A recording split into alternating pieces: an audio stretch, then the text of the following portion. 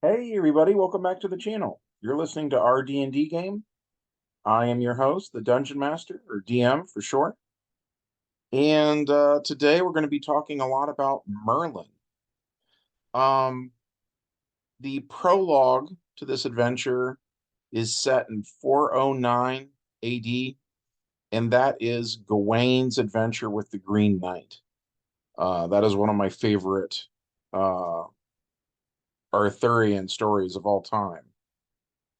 At any rate, but that's just the prologue. That lets you know what happened in that year. Getting into the plot of the adventure, it's 410 AD now. As the war against the rebellious kings comes to an end, Arthur is in the woods one day when a familiar, eerie fog rolls in. He is reminded of the very same fog that seemed to transport him back in time from the 20th century. Out of the fog steps Merlin, aka Merle Lincoln, the man who took the boys camping to begin with, back in episode 1. Merle approaches Arthur and introduces himself as Merlin the magician. Arthur yells at him and says, "You screwed me over." Merlin acts like hearing Arthur's complaint is tedious. Arthur goes on. He says, "The others all died." Merle says, "Did they?" Arthur says, "What? Yes, they're dead. And it's all because of you. You did all of this, didn't you?" Merlin looks kind of angry. He tells Arthur that Arthur's making a lot of assumptions. And he tells Artie that right here, right now, he is needed. He being Arthur. And that he was always destined to be here and now. He was always going to be King Arthur. It was always coming for him. Arthur says, "Well, that sucks." Merlin says, "Most men would kill to be king." Arthur says, "Yeah, I noticed. That's what I'm in the middle of right now. Everybody's trying to kill me." Merlin says he didn't even have a choice. He says, and I won't do it now. I have a Christopher Lloyd impression. I am completely set that Merlin would be played by Christopher Lloyd. But at any rate, he says the difference between you and I, or no, he says you and I are both Destiny's puppets. But the difference is I can see the strings. Arthur says he grew up hearing about Camelot and all of those adventures. Merlin says, "There you go. You're a legend." Arthur says, "I'm going to die." Merlin says, "Everybody dies." Arthur says, "Not murdered by their own son." Merlin, in the worst segue ever, says, "Well, that's why I'm here. I was going to congratulate you." Arthur says, "What?" Merlin says, "On the baby, Mordred. I came to congratulate you. You're going to be a father." Arthur pauses, confused and scared. He stammers for a second and then says, "Morgan and I have been really careful, though. I don't see how." Merlin cuts him off and says, "She's not the mother." Arthur says, "What?" Merlin says, "It's Morgause, one of Morgan's sisters." Arthur says, "I thought Morgan was the mother." Merlin says, "See? Now that's just what those damned Xenos want you to think. Everything you read as a kid in a book, they had their hands in it. Trust nothing." Arthur says, "Coming from you, that's really saying something." Merlin stands up irritated, brushing off the knees of his robes.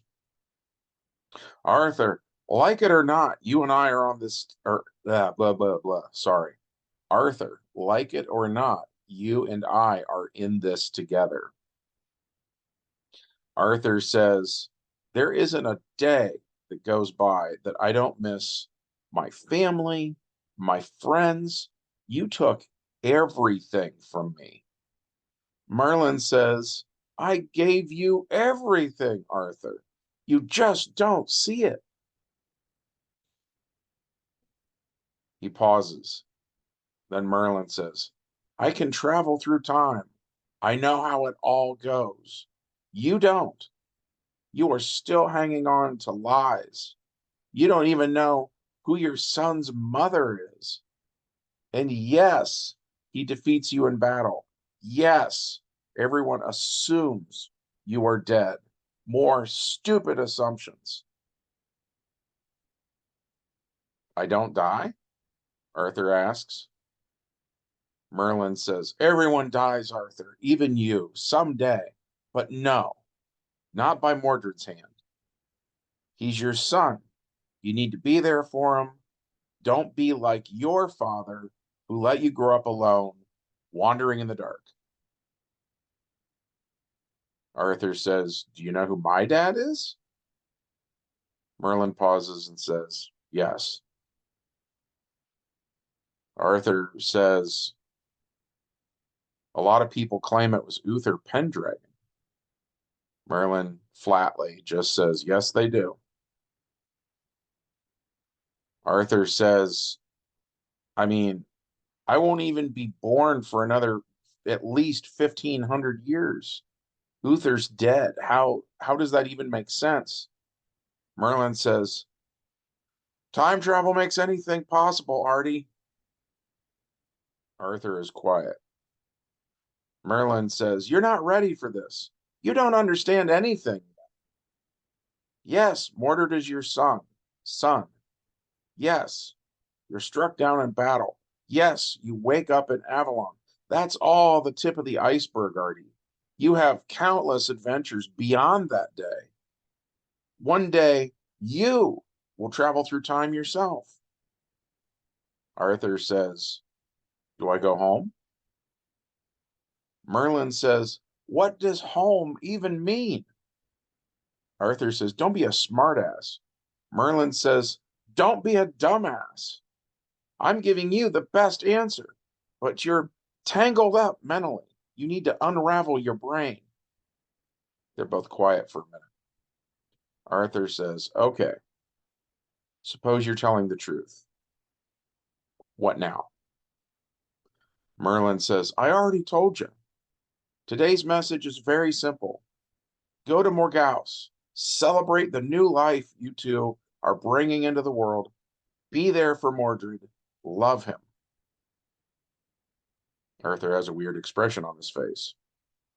Merlin says, think about it. How could that possibly be bad advice? Arthur agrees that loving his son doesn't seem like it could somehow go wrong. Merlin turns and looks into the fog. It's time for me to go, he says. He gives Arthur a chance to say some sort of farewell, but Arthur declines. After a long pause, Merlin walks into the fog. Then we get to the epilogue, which is 411 AD. Mordred is born. King Rience attempts to invade Camelot. Arthur, with the help of Kings Ban and Bors, opposes him. A Saxon attack interrupts the war. All three sides fight a pitched battle, during which King Aemond's attempts to take Camelot. Nineveh, the lady of the British lake, dies. And that's it for this one. I hope that you enjoyed it. If so, hit like, leave a comment, be sure to subscribe, ring the bell, all that jazz, and we'll see you in the next video. Bye.